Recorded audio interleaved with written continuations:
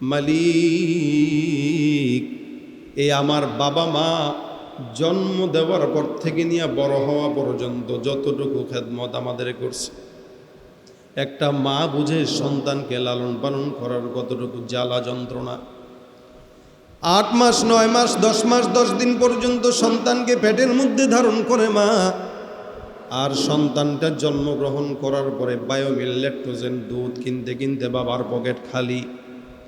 সন্তানের সমস্ত আবদার পূরণ করতে যায় সন্তান বাবার সমস্ত অবস্থা জিন্দেগি বিসর্জন দিয়া দেয়।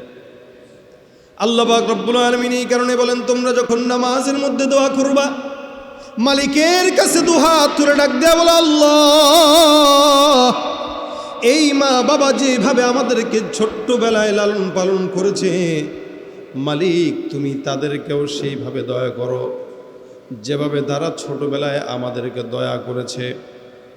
একটা মা সন্তানকে যদি ছোটবেলায় দয়া না করতো, সন্তান কোনোদিন বড় হয়ে আসমান জমিন দেখতে পারত না। আল্লাহ পাক রব্বুল আলামিন মায়ের মধ্যেও কেমন ভালোবাসা দিয়ে দেয়। আপনার প্রতি আমার প্রতি আমাদের মা বাবার মহব্বত যদি গালেব না হইতো, একটা সন্তান আমরা দুনিয়ার জমিনে এই জায়গায় বসে বসে আলোচনা শুনতেও পারতাম না, করতেও পারতাম না।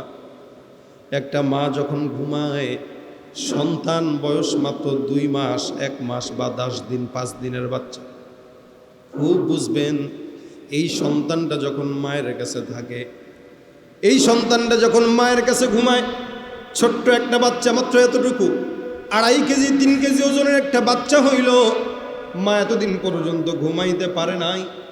যখন নাকি সিজার থেকে উঠায় নিয়ে এসে বাচ্চাটাকে বিছানার মধ্যে নিয়ে আসলো, এমন সময় মায়ের চোখের মধ্যে ঘুম। আল্লাহ পাক রব্বুল আলামিন মায়ের কলবের মধ্যে সন্তানের প্রতি এমন টান দিয়া রাখছে। সন্তান যখন ঘুমায়, মা তখন ঘুমায়, সন্তান কিন্তু হঠাৎ করে একটু ক্ষীণ আওয়াজ দিয়ে ওয়া করে একটা মাত্র আওয়াজ দেয়। এই মায়ের ঘুম কিন্তু 1 সপ্তাহের ঘুম কাজা। 1 সপ্তাহের কাজা ঘুম আদায়ের জন্য মা একদম পরিপূর্ণ প্রস্তুতি নিয়ে যখন ঘুমায়, স্বামী ওদিক দিয়া কলিং বেল দেয় অফিস থেকে এসে, কিন্তু মা দরজা খুলে না। স্বামী কলিং বেল দেয়, বিবি দরজা খুলে না। এত মানুষ ডাকে, এরপরেও ঘুম ভাঙে না। কিন্তু আদরের সন্তানটা যখন ওয়া করে একটা শব্দ দিয়ে চিৎকার করে ছোট্ট একটা আওয়াজ দেয়, আল্লাহ পাক বলে, এরে সন্তান, তোর মাকে যদি আমি ওই সময় না জাগাইতাম, তুই কানতেই কানতেই মারা যাইতি। এতগুলা মানুষ ডাকে, ঘরের মধ্যে বউ ডাকে, মা ডাকে, বাবা ডাকে, কত মানুষ ডাকে, কেউ তার ডাকে উঠাইতে পারে না ঘুম থেকে। কিন্তু ছোট্ট একটা বাচ্চা শুধু ওয়া শব্দ উচ্চারণ করলো, আল্লাহ পাক ডাক দিয়া বলে, আমি আল্লাহ এতগুলা মানুষের বাহিরের আওয়াজ তার কানের মধ্যে না পৌঁছাইলেও তুই সন্তানের ছোট্ট ওয়ার শব্দটা আমি আল্লাহ তোর মায়ের কানে পৌঁছাই দিছি, যার কারণে ওয়া করতে দেরি হয়, মাগার মায়ের ঘুম ভেঙে বাচ্চাকে দুধ মুখে দিতে দেরি হয় না। ভাইরা আমার, এরকম অসংখ্য ঘটনা আমাদের সাথে ঘটনা বলেন তো, যারা সন্তান, যাদের বাবা সন্তান আছে, যারা বাবা হয়েছেন, তাদের সঙ্গে ঘটে। কখনো কখনো তো এমন হয়, পেরেশানি হয়ে লাফ দিয়া জেগে গেছে, আরে ছোট্ট বাচ্চাটা না জানে আবার পিঠের নিচে পড়ে মারা গেছে। কোনো দিন এমন কোনো শব্দ শুনবেন না যে একটা বাচ্চা তার মায়ের পিঠের নিচে পড়ে এন্তেকাল হয়েছে, এরকম কোনো খবর আছে নাকি? জোরে বলেন, নাই। একটা বিশাল বড় দেহের মা, সন্তান এতটুকু একটা সন্তানকে এখানে ফালায় রাখছে। দেখবেন মা এত দিকে ফিরে, এদিকে ফিরে, ওদিকে ফিরে, মায়ের বিশাল বড় হাতটা যদি সন্তানের গায়ের উপরে দেয়, তাহলে সন্তান তো শেষ। আল্লাহ বলে, ঘুমের মধ্যে তোর হাত যেন সন্তানের গায়ের উপরে না পড়ে, এই কারণে আমি আল্লাহ তোরে নিজের ইচ্ছায় তোর হাতটাকে একবার এদিকে দেই, দেহটাকে ওদিকে দেই, এরপরও তোর সন্তানটাকে আমি আল্লাহ নিজের কুদরতিভাবে হেফাজত করি। সুবহানাল্লাহ। ভাইরা আমার, খুব বুঝবেন, আল্লাহ পাক রব্বুল আলামিন এত দয়া করেন, এত মায়া করেন, যার কারণে একটা মা ঘুমের মধ্যেও সন্তানের আহাজারি শুনতে পায়। একটা বাবা ঘুমের মধ্যে সন্তানের আহাজারি শুনতে পায়। কখনো কখনো তো সারা রাত সন্তান চোখের পানি ছেড়ে কাঁদে, কখনো কখনো সন্তান হাউমাউ করে কাঁদে, কোলে নিলেও থামে না, দুধ খাওয়াইলেও থামে না। সারা রাত মা বাবা একবার কোলে নেয়, বাবা একবার কোলে নেয়, মা একবার কোলে নেয়। বাবা যদি চিন্তা করে দূর আছাড় দিয়া মেরে ফেলাই, কোনো বাপ যদি রাগ করে আছাড় দিত, সন্তান এই পর্যন্ত বড় হইতে পারত না। কিন্তু মা আছাড় দেয় না, বাবা আছাড় দেয় না, সন্তানকে আগলে বুকের মধ্যে রাখে। আল্লাহ পাক ডাক দিয়া বলে, হে আমার বান্দা, আমি আল্লাহ পাক রব্বুল আলামিন ওই মায়ের প্রতি বাবার প্রতি তোর মহাব্বতটা গালেব করে দিলাম তাদের কলবের মধ্যে, কারণ তুই ছিলি দুর্বল। আমি আল্লাহ দুর্বলের মহাব্বত সবলের উপরে গালেব করে দিলাম। এমন সমস্ত দুর্বলদেরকে আমি আল্লাহ এভাবেই দুনিয়ার জমিনে বাঁচাইলাম। একটা সন্তান বিছানার মধ্যে প্রস্রাব করে দিলেও মা কোনোদিন বিরক্ত হয় না, বাবা বিরক্ত হয় না। কেন বিরক্ত হবে? কারণ আল্লাহ পাক সন্তানটা হাজারো অন্যায় করলেও আল্লাহ মা আর বাবার দিলের ভিতরে সন্তানের প্রতি ভালোবাসা 100%-এর বেশি দিয়া দিয়েছেন। সুবহানাল্লাহ। এত মহাব্বত আল্লাহ পাক রব্বুল আলামিন মা বাবার কলবের মধ্যে দেয়। আল্লাহর ভিতরে কত মায়া! তাহলে আমার মাওলা যদি মা বাবার দিলের ভিতরে সন্তানের প্রতি এত ভালোবাসা দেয়, তাহলে আল্লাহর দিলে বান্দার প্রতি কত দয়া! আল্লাহর নবী হাদিস শরীফে ডাক দিয়া বলেন, হে উম্মত, জানো আল্লাহ পাক রব্বুল আলামিন তোমাকে আমাকে কতটুকু মহাব্বত করে। জমিনের মধ্যে যতগুলা বান্দা আছে, আল্লাহ পাক আসমান বানাইলেন, জমিন বানাইলেন, যা কিছু বানাইলেন, আল্লাহ পাক রব্বুল আলামিন মহাব্বতটাকে যখন বানান, এটাকে 100 ভাগে ভাগ করেছেন। বলেন তো কয়শো ভাগ? 100 ভাগ। 100 ভাগে আল্লাহ পাক মহাব্বতটাকে ভাগ করলেন। রাসূল করিম সাল্লাল্লাহু আলাইহি ওয়াসাল্লাম বলেন, এই দয়া মহাব্বতটাকে আল্লাহ পাক 100 ভাগে ভাগ করার পর আল্লাহ পাক একটা ভাগ মাত্র সারা দুনিয়ার জমিনের মধ্যে ছড়ায়া দেয়। 1 ভাগ মহাব্বতটাকেই মানুষের মধ্যে, 1 ভাগটাকেই ইনসানের মধ্যে, জিন্নাতের মধ্যে, 1 ভাগটাকেই মখলুকাতের মধ্যে, 1 ভাগটাকেই সারা দুনিয়ার জমিনের মধ্যে আল্লাহ পাক দেয়। বাকি থাকে কয় ভাগ? 99 ভাগ। নবী বলেন, 1 ভাগ মহাব্বত নিয়ে সন্তানের প্রতি যদি মা বাবার মহাব্বত এমন হয়, 1 ভাগ মহাব্বত নিয়ে যদি বাবার প্রতি সন্তানের মহাব্বত এত হয়, বাকি 99 ভাগ মহাব্বত কই জানো? আমার নবী বলেন, বাকি 99 ভাগ মহাব্বত আল্লাহ পাক শুধুমাত্র বান্দাকে কিয়ামতের ময়দানে ক্ষমা করার জন্য আল্লাহর দিলে রেখে দিয়েছে। বন্দেগানে খাস আল্লাহ মুল গুয়ুব দরজাহা জানে জওয়াসি সুল কুলুব জমি সরশবু ये पीराहन शनीदी चरा दरजा है कि नानश नदीदी। আল্লাহ পাক রব্বুল আলামিন বলেন, মহাব্বতটাকে আমি আল্লাহ এত গালেব করে দিলাম, যত দুর্বল মহাব্বত তত সবল। পশু পাখি দুর্বল, পশু পাখির প্রতি মানুষের মহাব্বত বাড়ায়া দেয়, যার কারণে মানুষ বিলাইকে মহাব্বত করে, যার কারণে মানুষ পাখিকে মহাব্বত করে, যার কারণে মানুষ পশুকে মহাব্বত করে। নারী আর পুরুষের ভিতরে নারী হলো দুর্বল, পুরুষ হলো সবল। আল্লাহ পাক নারীর প্রতি পুরুষের মহাব্বত বাড়া দিলেন, যার কারণে এত উল্টাপাল্টা করার পরেও পুরুষরা নারীদেরকে মহাব্বত করে। আবার এই নারী আর পুরুষের ভিতর থেকে সবচাইতে বেশি দুর্বল শিশু। আল্লাহ পাক রব্বুল আলামিন এই শিশুর প্রতি মা বাবার মহাব্বতটাকে গালেব করে দিলেন, যার কারণে সন্তান দুনিয়ার জমিনে বেঁচে থাকে। আর এই বান্দার প্রতি আল্লাহর মহাব্বত গালেব হয়ে গেছে, কারণ বান্দা দুর্বল, আল্লাহ সবল। বান্দা দুর্বল, আল্লাহ যার কারণে সবল। এই কারণে বান্দার মহাব্বত আল্লাহর দিলে আল্লাহ গালেব করে দিয়েছেন।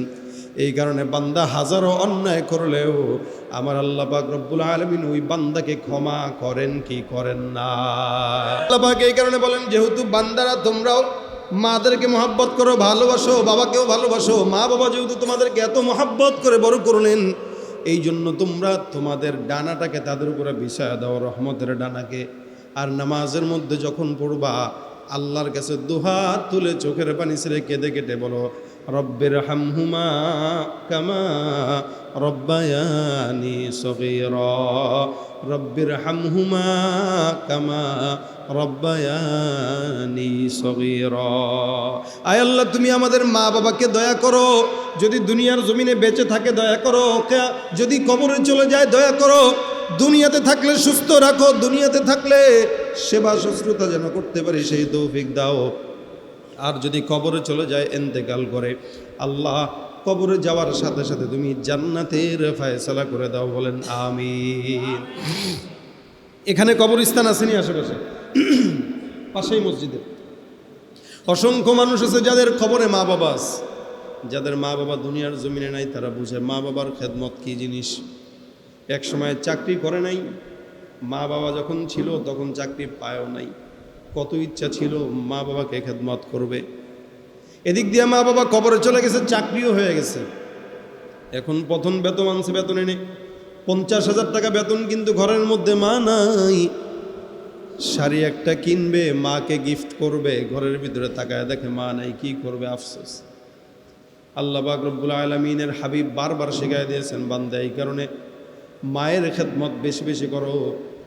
আবু হুরায়রা রাদিয়াল্লাহু তাআলা আনহু থেকে বর্ণিত হাদিস, উনি বলেন রাসূল করিম সাল্লাল্লাহু আলাইহি ওয়াসাল্লামের কাছে একজন লোক আসলেন। আসার পরে ডাক দিয়ে জিজ্ঞাসা করলেন, ইয়া রাসূলুল্লাহ, বলেন তো দুনিয়ার জমিনে ইহসানের মধ্যে হক কার বেশি, কাকে আমি বেশি দয়া করব? রাসূল করিম সাল্লাল্লাহু আলাইহি ওয়াসাল্লাম বলেন, তুমি সর্বপ্রথম তোমার মায়ের খেদমত করবা, কারণ সে হকদার। সাহাবী ডাক দেয়া বলে, হুজুর তারপরে কার করবো? রাসূল বলেন, মায়ের করবা, কারণ সেই হকদার। সাহাবী ডাক দেয়া বলেন, তারপরে কার করবো? রাসূল বলেন, তারই করবা, কারণ সে হকদার। তিনবার নবী করিম সাল্লাল্লাহু আলাইহি ওয়াসাল্লাম মায়ের কথা বললেন। চতুর্থবারে এসে যখন জিজ্ঞাসা করলেন, সুম্মা ক্বালা মান, এরপরে আবার যখন জিজ্ঞাসা করলেন তারপরে কে? নবী বলেন, এরপরে হচ্ছে তুমি তোমার বাবার খেদমত করো। এই জায়গায় মায়ের 3বার কথা বললেন, বাবার একবারের কথা বললেন কেন? এই মনে রাখবেন, একটা মা সন্তানকে গর্ভে ধারণ করে, যখন সন্তান গর্ভে ধারণ করে এটা 1 নাম্বার কষ্ট। 2 নাম্বার মা কষ্ট করে যখন সন্তানকে প্রসব করে। 1 নাম্বার কষ্ট সন্তান যখন গর্ভের ভিতরে থাকে, 2 নাম্বার কষ্ট সন্তান যখন প্রসব হয়, 3 নাম্বার কষ্ট সন্তানকে যখন দুধ পান করায়। এই 3টা কষ্টের জন্যই আল্লাহ পাক রব্বুল আলামিন মায়ের এত সম্মান দিয়েছেন যে নবীও বলেছেন 3বার মায়ের খেদমত করো। সুবহানাল্লাহ। এই 3টা কষ্ট মারাত্মক কষ্ট।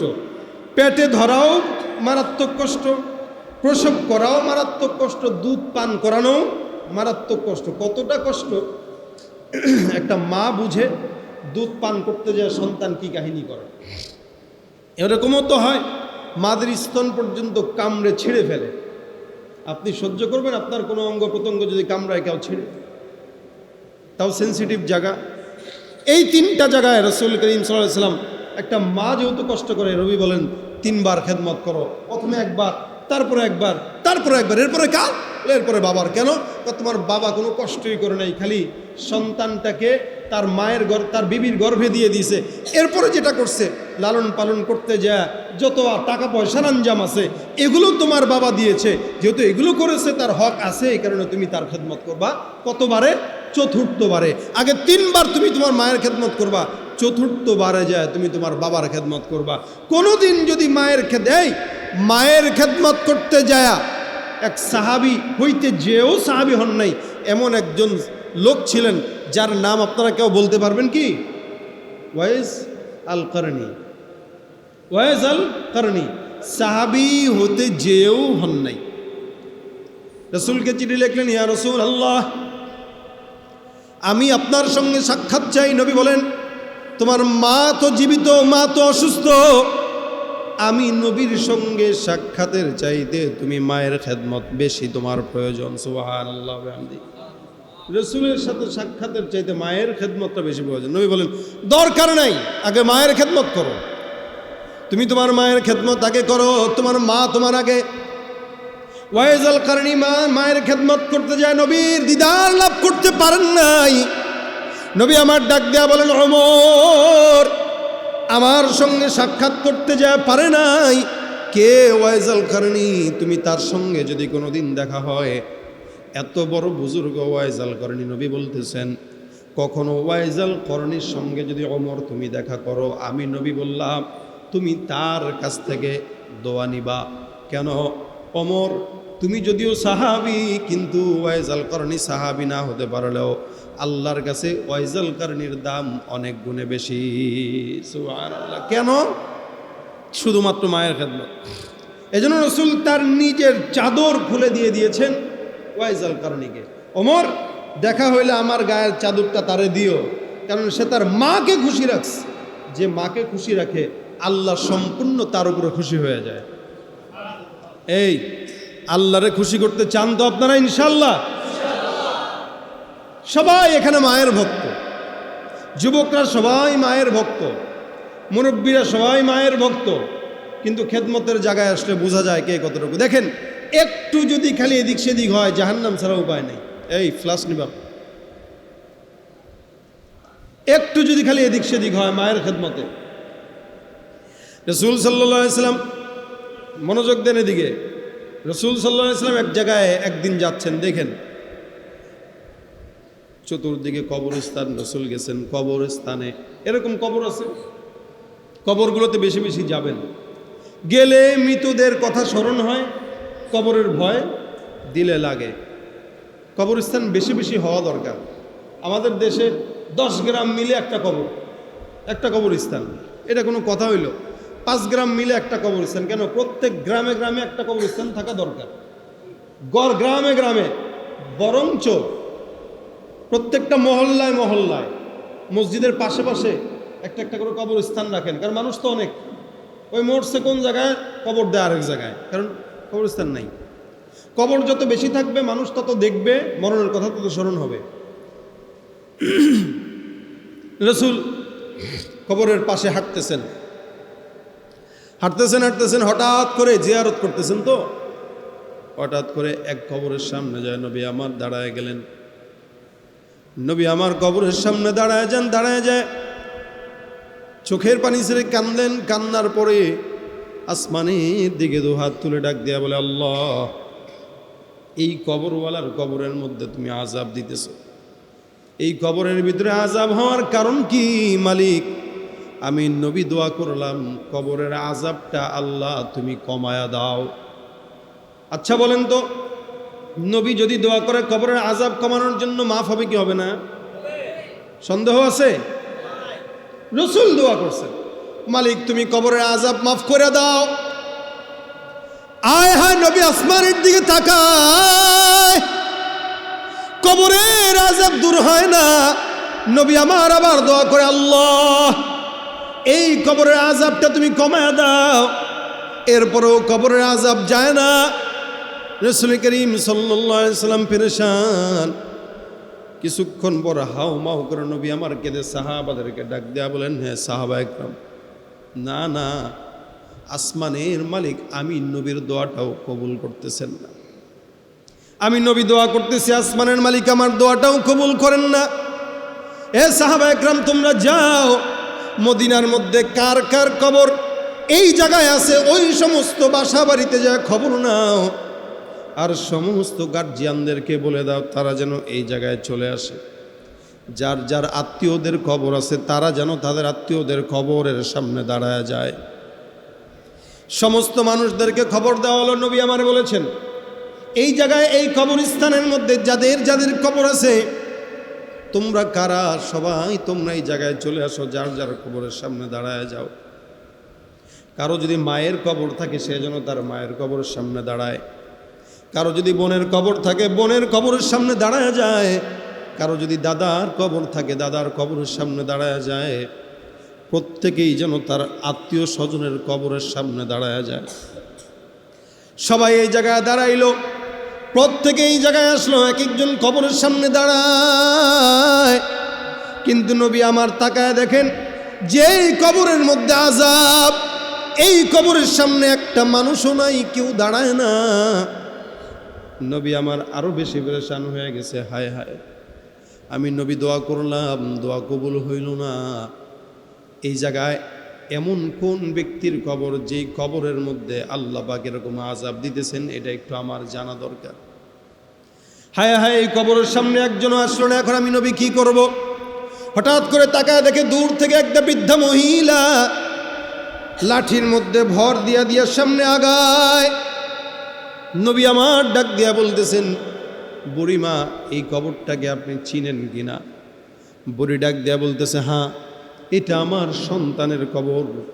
কেন রসুল, কোনো সমস্যা হলো কিনা? বুড়ি যখন রসুলকে ডাক দেয়া বলে কোনো সমস্যা, আল্লাহর নবী ডাক দিয়া বলতেছেন, হে বুড়িমা, তোমার সন্তানের কবরের মধ্যে এমন আযাব হইতেছে যে আযাব আমি নবী নিজেও দোয়া করার পরে আল্লাহ পাক কবরের আযাব এক বিন্দু কমান নাই।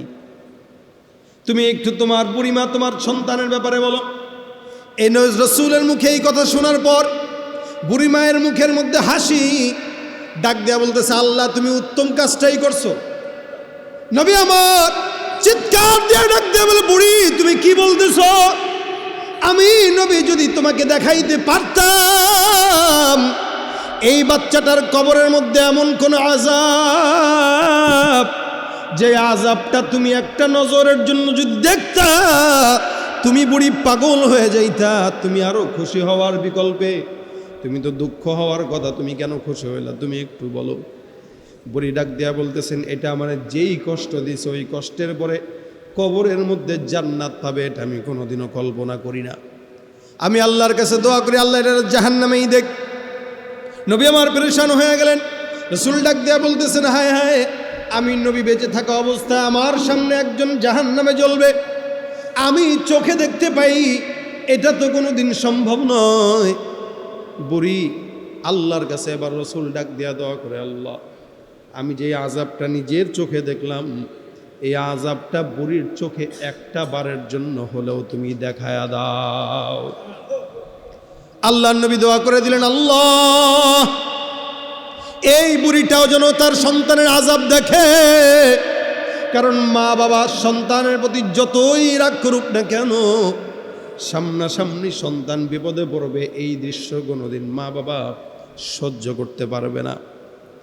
আল্লাহ পাক রব্বুল আলামিন বুড়ির চোখ দিয়া দেখায়া দেয়। রাসূল করিম সাল্লাল্লাহু আলাইহি সাল্লাম এবার কিছুক্ষণ পর বুড়ি চিৎকার দিয়া বেহুশ হয়ে জমিনের মধ্যে পড়ে যায়। আল্লাহ নবী সাল্লাল্লাহু আলাইহি সাল্লাম ডাক দিয়া বলতেছেন, বুড়ি মাকে উঠাও। বুড়ি উঠার পর এবার নবী করিম ডাক দেয়া বলে, কি ব্যাপার, কি দেখলা? বুড়ি ডাক দেয়া বলতেছেন, ইয়া রাসূলুল্লাহ তাড়াতাড়ি দোয়া করেন, তাড়াতাড়ি দোয়া করেন, আল্লাহ যেন আমার সন্তানের কবরকে জাহান্নাম থেকে মুক্তি দেয়া দেয়। তাড়াতাড়ি দোয়া করেন আল্লাহ পাক যেন আমার সন্তানকে জান্নাত দেয়। রাসূল ডাক দেয়া বলে, আল্লাহ আমি তো দোয়া করলাম কোনো ফায়দা হয় নাই। এই বুড়িটাও দেখলো, এ বুড়ি তুমি একটু দোয়া করো, কারণ তুমি যেই অন্যায় তোমার সন্তান করলো এই অন্যায়টার জন্য আমি রাসূল দোয়া করলেও কোনো ফায়দা নাই। যতক্ষণ তুমি নিজে মাফ না করবা ততক্ষণ এই সন্তানটার কবরে জাহান্নামের আগুন জ্বলতেই থাকবে। বুড়ি এবার আল্লাহর কাছে দোয়া করে ডাক দেয়া বলে, আল্লাহ এই কবরটাকে তুমি মাফ করে দাও, আল্লাহ তুমি মাফ করে দাও, মাফ করে দাও। বুড়ি চোখের পানি ছেড়ে বারবার কাঁদে। আল্লাহ পাক রব্বুল আলামিন রাসূলকে সান্ত্বনা দিয়ে জানায়া দিলেন, আল্লাহর হাবিব সাল্লাল্লাহু আলাইহি সাল্লাম দেখতে পাইলেন। আল্লাহর নবী দেখলেন বুড়ি যখন দোয়া করলেন আল্লাহ পাক রব্বুল আলামিন সঙ্গে সঙ্গে তার সন্তানের কবরটাকে জান্নাতের বাগানে রূপান্তরিত করে দিছে। এবার বুড়িমাকে ডাক দেয়া বলতেছে, ও বুড়িমা, কারণ কি তুমি তোমার সন্তানের প্রতি এরকম রাগ হওয়ার পিছনে মূল কারণটা কি? বুড়ি ডাক দেয়া বলতেছে, ইয়া রাসূলুল্লাহ আমার সন্তানটাকে গর্ভে ধারণ করে আমি জন্ম দিলাম, ছোটবেলা থেকেই তার বাবা দুনিয়ার জমিন থেকে বিদায় হয়ে গেছে। ছোটবেলায় তার বাবা দুনিয়ার জমিন থেকে নাই, আমি কোনো জায়গায় বিবাহও বসি নাই। এত কষ্ট করে আমি আমার সন্তানটাকে লালন পালন করলাম, বড় করলাম।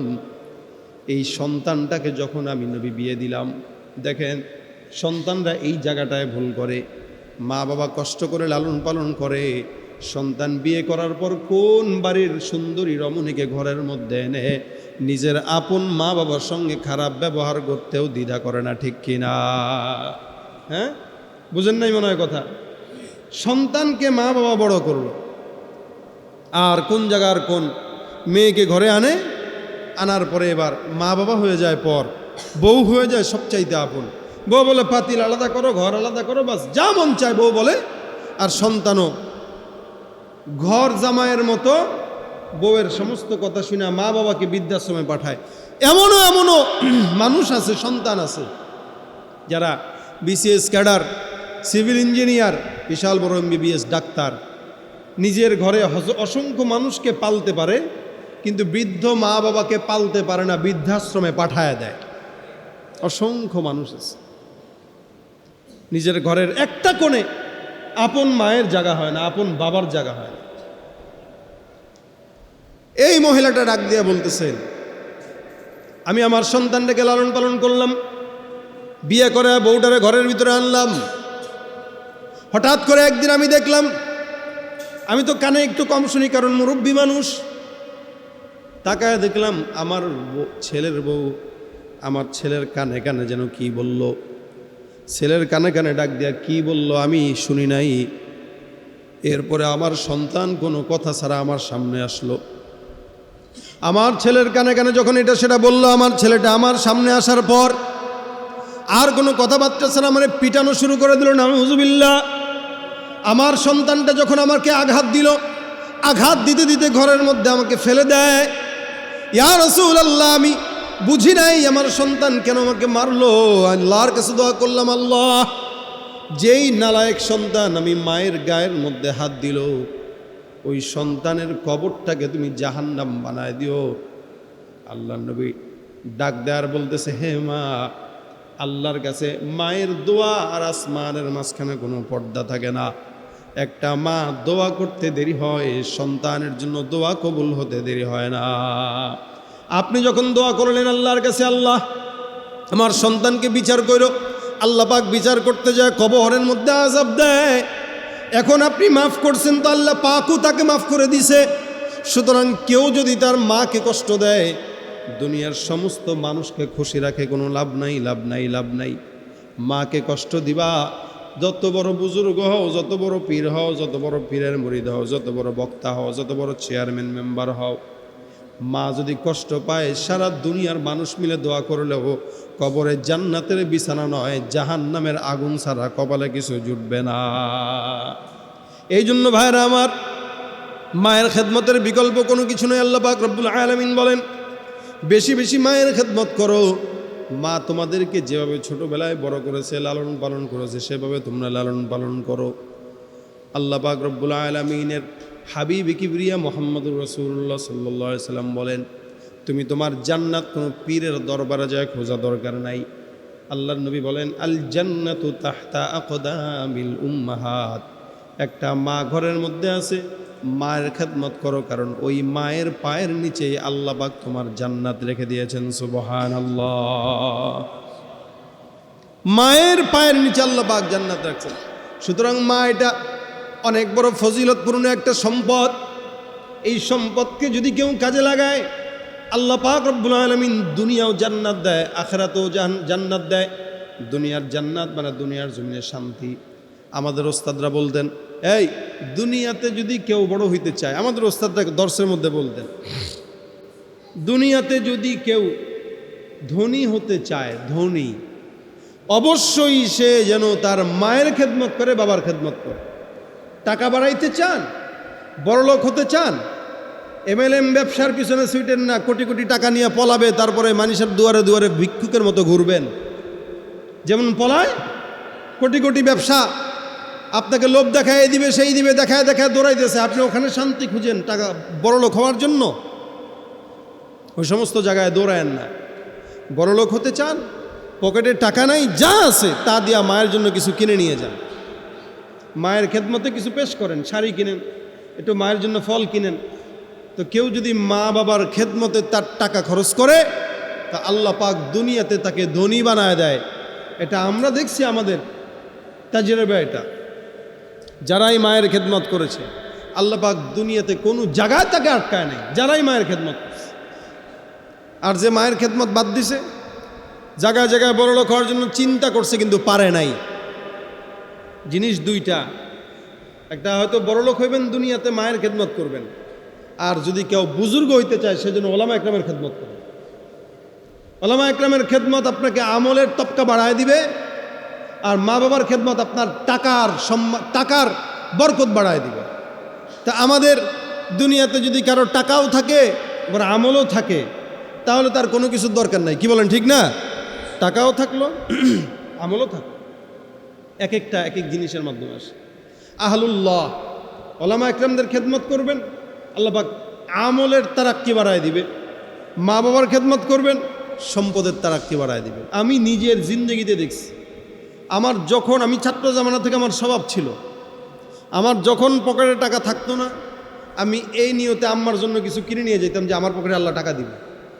আমি যেদিনই আল্লাহর রহমতে আম্মার জন্য কিছু পকেট থেকে ফল ফলাদি কিনে নিয়ে গেছি, শাড়ি কিনে নিয়ে গেছি, ওই দিনই আল্লাহ পাক কোনো না কোনো আছে তাই আমার পকেটে আবার টাকা ভরায় দিয়েছেন। এটা আমার তাজেরেবা। কেন বলতেছি? আপনারা তো বড়লোক হইতে চান, এই পন্থা অবলম্বন করেন। মায়ের জন্য কিনেন, মা অসুস্থ, মায়ের ওষুধ কিনে দেন, মায়ের সেবা করেন। কারণ আপনি মনে রাখবেন, আপনি যে ওষুধটা মায়ের জন্য কিনে দিবেন, মা ওষুধ খাবে না, মা দোয়া খাবে, দোয়া দিবে আপনাকে। আপনি শাড়ি কিনে দিবেন, মা শাড়ি পরবে তো পরবে, আপনার জন্য যতক্ষণ পড়া থাকবে দোয়া হবে যে আমার ছেলে দিছে এটা। আর মায়ের দোয়া 24 ঘন্টা আল্লাহ পাক কাজে লাগায়। এই কারণে ধনী হইতে চাইলে খেদমত কার করব? মা বাবার। মা বাবা হুজুরের কাছে সম্পদ নিয়ে, টাকা নিয়ে, ফল ফলাদি নিয়ে হুজুর দোয়া চান? হ্যাঁ, হুজুরের কাছে দোয়া চাবেন সেটা ভিন্ন হিসাব। আগে মায়ের কাছে চান, তারপরে বুজুর্গদের কাছে যান, আল্লাহওয়ালাদের কাছে যান। এই জন্য রসুল 3 বার মায়ের কথা বলেন। একবার কেন? প্রথম রসুল আল্লাহ পাক হাবিব বলেন, প্রথমবার যেহেতু মা সন্তানকে গর্ভে ধারণ করে, এটা একটা কষ্ট। দ্বিতীয়বার কেন? যেহেতু সন্তান প্রসব করে, এটা একটা কষ্ট। তৃতীয়বার কেন? যেহেতু সন্তানকে দুগ্ধ পান করায়, এটা একটা কষ্ট। আর সারা জিন্দগি তো আছে। এই জন্য মায়ের খেদমত করতে যাবেন। এর পথে যদি আপনার বিবি, বিয়ে করা বউ যদি আপনাকে কোনো প্রকার ওয়াসওয়াসা দেয়, মনে রাখবেন এই দুনিয়াতে মেয়ের অভাব নাই। বউ একটা যাবে, আরও 10টা আপনার কাছে হাজির। কারণ বাংলাদেশে মেয়ের সংখ্যা বেশি, যত সময় ঘনাবে মেয়ের সংখ্যা বাড়বে। এক মেয়ে আসবে, আরেক মেয়ে যাবে, একটা যাবে, আরেকটা আসবে। কিন্তু জন্মদাত্রী মা একবার যাবে, দ্বিতীয়বার আর আসবে না। সুতরাং বিবির পাল্লায় পড়ে মাকে যেন না ভুলেন। যাদের মা বাবা খবরে আছে, চাকরি করেন, বেতন পান, এই টাকা কারে খাওয়াবেন? মা তো কবরে। কি করবেন? শিখায় দেই, একটা মাদ্রাসায় যে হাফিজে কোরআনের দায়িত্ব নিয়ে নেন। যে মাদ্রাসাগুলোতে এতিম ছাত্ররা পড়ে, আপনার আশেপাশে মাদ্রাসা আছে না, যা খোঁজ দিবেন। হ্যাঁ, এটা কি মাদ্রাসা? ও আচ্ছা আচ্ছা, আমি তো মনে করছি মসজিদ। মাশাআল্লাহ। কি পর্যন্ত? আলহামদুলিল্লাহ, মাশাআল্লাহ। ঢাকার গাঁও মাদ্রাসা না? আচ্ছা, আমি তো মনে করছি শুধু মসজিদ। এই মাদ্রাসায় অনেক ছেলে আছে এতিম, অনেকে আছে এতিম। আপনি যান, খোঁজ নেন কোন ছেলেটা এতিম। হুজুরের সাথে কথা বলে, হুজুর এই এতিমকে আমি আলেম হওয়া পর্যন্ত খরচ দেব, এবং সে আপনার মাদ্রাসায় পড়বে, এই মাদ্রাসায় পড়বে। এই খরচটা কেন দিবেন? এই খরচের প্রত্যেকটা সওয়াব যেন আপনার মায়ের কবরে যায়, আপনার বাবার কবরে যায়। আপনি মাসে কামান 1 লাখ, আপনার 3000 টাকা দিতে কি গায়ে লাগবে আপনার? এই 3000 টাকা তো আপনি বিড়ির পিছনেই খরচ করেন মিয়া। কত মানুষ আছে বিড়ি খায়, পান খায়, এই খায়, সেই খায়, চা খায়। এই চায়ের পিছনে, পানের পিছনেই 10,000 নাই। একটা ছেলেকে পালেন এই নিয়তে যে আমার সন্তান আমি আলেম বানাইতে পারি নাই, আমার মায়ের ইচ্ছা ছিল আমরা হাফেজ বানানোর, কিন্তু আমার দুষ্টামির কারণে আমি আর হই নাই, মাও পারে নাই। কিন্তু মায়ের আশা পূরণের জন্য আমি একজনকে পালতেছি, যার সমস্ত সওয়াবগুলো আল্লাহ যেন আমার মায়ের কবরে পৌঁছায় দেয়। এরকম নিয়ত করতে পারবেন ইনশাআল্লাহ। যারা জোয়ান ভাইরা আছেন, কলেজে পড়তেছেন, স্কুলে পড়তেছেন, অথবা চাকরি করতেছেন, এই নিয়ত করেন। আপনি আপনার সন্তানকে হাফেজ বানাইতে পারেন নাই, আপনি আরেকজন সন্তানের দায়িত্বটা নিয়ে নেন। আরেকজন সন্তানের দায়িত্ব এই নিয়তে নেন যে আমার সন্তান হাফেজ হইতে পারে নাই, যেহেতু আমি তাকে হাফেজে কোরআন বানাইলাম, এই কারণে যে আমার মা বাবা কবরে আছে, এই সমস্ত সওয়াবগুলো যেন আমার মা বাবার কবরে চলে যায়। অথবা এটাও যদি না পারেন, মাদ্রাসা আছে, মায়ের নামে মাদ্রাসার ভিতরে 500 টাকা দিয়ে যান, বাবার নামে মাদ্রাসায় 1 বছর চাউল কিনে দিয়ে যান। আপনি মনে করছেন আপনার বাবা থাকলে অনেক কিছু দিয়ে দিতেন, বাবা নাই দেখে দিচ্ছেন না। আপনি যেহেতু বাবা নাই এখন দিতেছেন না, আপনি বাবা থাকলেও দিতেন না। কারণ বাবা থাকলে দেওয়া যতটুকু দরকার ছিল, না থাকলে দেওয়া ততটুকু বেশি দরকার। আর দুনিয়াতে আপনি বাবারে খাওয়াইতেন, খাইতো, কিন্তু এখন আছে কবরে। জান্নাতে আছে না জাহান্নামে আছে, ভালো অবস্থায় আছে না খারাপ অবস্থায় আছে, এটা তো আর জানেন না। সুতরাং এই সময়টাই বেশি বেশি দেওয়া দরকার। আপনি এই সময় দেন নাই, থাকলে তো দিতেনই না। এই কারণে মায়ের কবরের জন্য বাস একটু দান করে দিবেন। কখনো কখনো যাচ্ছেন রাস্তায়, আমি আমার মার কবরে সওয়াব পৌঁছানোর নিয়তে দিলাম, বাবার কবরে সওয়াব পৌঁছানোর নিয়তে দিলাম, এই নিয়তে দিলাম, ওই নিয়তে দিলাম, দিয়ে দেন, মা বাবার কবরে সওয়াব পৌঁছায় যাক। মাগরিবের নামাজ পড়তে দাঁড়াইছেন, নামাজের পর 2 রাকাত নফল নামাজ মায়ের নিয়তে পড়েন যে আমার এই নফলের সওয়াবটা আমার মায়ের কবরে চলে যাক, আমার এই 2 রাকাত নামাজের সওয়াবটা আমার বাবার কবরে চলে যাক, পড়েন। এগুলা মা বাবা পাবে। কারণ আপনার মা বাবা এখন কবরে বসে কোনো ইবাদত করতে পারতেছে না, করতে পারবেও না, করলে লাভও নাই। যা দরকার ছিল এখানে দরকার ছিল, এখন যেহেতু চলে গেছে আপনাকে রেখে গেছে।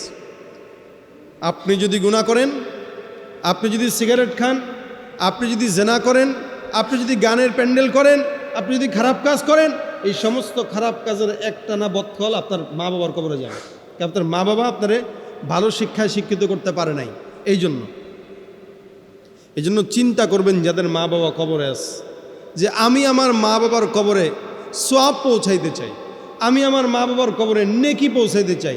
এমন কোনো গুনাহ করব না যেই গুনাহ আমার মা বাবার কবরে যেয়ে মা বাবাকে কষ্ট দিবে। রাজি আছি ইনশাল্লাহ? এই সবাই হাত তুলেন, রাজি আছি ইনশাল্লাহ? আল্লাহ তুমি কবুল করো, বলেন আমিন। আমাদের বড় সম্পদ আমাদের মা বাবা, বড় সম্পদ, এর চেয়ে বড় সম্পদ আর নেই। সুতরাং রসুল বারবার বলতেছেন জান্নাত চাও, কোনো পীরের দরবারে না। আমাদের দেশে পীরদের কাছে যায় জান্নাত খুঁজে, বাবার দরবারে যায় জান্নাত খুঁজে, অমুকের কাছে যায় জান্নাত খুঁজে। আরে আজীব হালত, পীরের কাছে যায় জান্নাত পাবেন কই? পীর নিজেও জান্নাতি হবে, এটার কোনো গ্যারান্টি আছে? আছে গ্যারান্টি? নাকি বলতে পারবেন আপনার পীর 100% জান্নাতি? পীর নিজেই তো কত অকাম। প্রত্যেকটা মানুষ গুনাহ করে, এটা স্বাভাবিক। কারো কাছে আপনার জান্নাত নেই, আপনার জান্নাত আপনার মায়ের কাছে। এই হজ করতে পারেন না, টেনশন নাই, গরিব মানুষ, টেনশন নাই। মায়ের চেহারায়, বাবার চেহারায় আপনি মোহাব্বতের নজরে তাকান, আল্লাহ পাক হজের সওয়াব দান করে দেবে ইনশাআল্লাহ। যখন চেহারাটার দিকে তাকাবেন মায়ার নজরে দেখবেন, মায়ের চেহারার দিকে দেখবেন মায়ার নজরে দেখবেন, বাবার চেহারার দিকে দেখবেন মায়ার নজরে দেখবেন। আর মা বাবা যারা আছেন এখানে, যারা বাবা আছেন, আপনাদের জন্য বলি, মায়ের নজরে দেখার মতো বাবা হইতে হয়। আমরা আমাদের বাবাদেরকে দেখছি 5 ওয়াক্ত নামাজ বা জামাত আদায় করতে, আমরা আমাদের বাবাদেরকে দেখছি তাহাজ্জুদ পড়তে, আমরা আমাদের বাবাদেরকে দেখছি ইবাদত করতে, গাছতে যাইতে, তবলিগে সময় দিতে। আমরা চিন্তা করব আমরা কি দেই কিনা। আমি যদি না দিই তাহলে আমার সন্তান থেকে আমি সালামও আশা করতে পারি না। কারণ আমার সন্তান যদি দেখে 24 ঘন্টা আমি মোবাইলে নাটক দেখি, সিনেমা দেখি, ওই সন্তান আমার কিসের সালাম দিবে? সন্তান তো কইব আমার বাপ হলো একটা টাউট, সিটার, বাটপার, ঠিক না? যে আমার বাপ প্রত্যেক দিন ছবি দেখে, মুভি দেখে, এই করে সেই করে, হেনে যায় সেনে যায়। আরে এ কি বাপ আবার?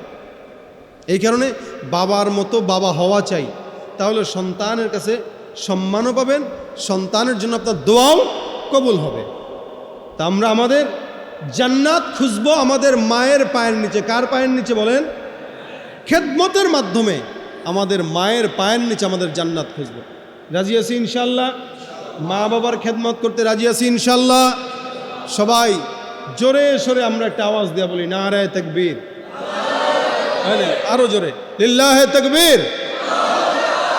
প্রধান বক্তার আগমন, মুফতি হেদায়েতুল্লাহ আজাদী সাহেবের আগমন, আজকের মাহফিলের পক্ষ থেকে চেয়ারম্যান সাহেবের আগমন। আলহামদুলিল্লাহ, হযরত চলে আসছে। আপনারা মসজিদের মধ্যে সংক্ষেপে সাময়িকভাবে যে কথাগুলো শুনলেন মায়ের খেদমতের উপরে, বাবার খেদমতের উপরে, এই কথাগুলোর উপরে আমরা সবাই আমল করার চেষ্টা করব ইনশাআল্লাহ। এরপরে হযরত আলোচনা করবেন সংক্ষেপে ইনশাআল্লাহ, তারপর মোনাজাত হয়ে যাবে। আল্লাহ পাক আজকের এই মাহফিলটাকে বৃষ্টির ভিতরেও যে মসজিদে হওয়ার তৌফিক দিয়েছেন, আলহামদুলিল্লাহ। আল্লাহ পাক এটাকে ভরপুর কামিয়াবি দান করুক। আল্লাহ পাক আজকের এই প্রোগ্রামটাকে নাজাতের উসিলা বানায় দেখ, সমস্ত কবরবাসীদের কবরে আজকের এই সওয়াবগুলো পৌঁছায় দেখ। সকলে বলেন আমিন। আমা তৌফিক ইল্লা বিল্লাহ। আসসালামু আলাইকুম রহমতুল্লাহি ওয়া বারাকাতুহু।